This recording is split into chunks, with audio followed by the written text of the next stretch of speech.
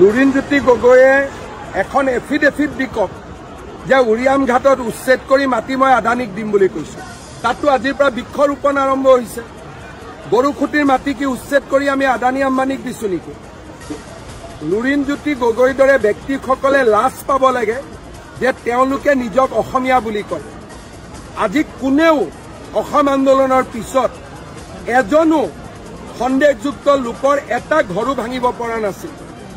মই 1,29,000 বিঘা মাটি সন্দেহযুক্ত লোকৰ পৰা মুক্ত কৰি বনাঞ্চল বা ভিডিআৰ পিডিআৰক আমি উভতাই দিছো।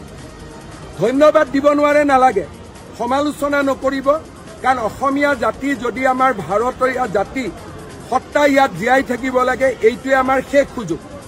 আপুনি কংগ্ৰেছৰ ওচৰত আত্মসমৰ্পণ কৰিছে, কৰক, মোৰ আপত্তি নাই, কিন্তু জাতিটোৰ কাৰণে যি ভাল কাম হৈ আছে তাৰ মাজত নোসোমাব, ৰাইজৰ অভিশাপ পাব।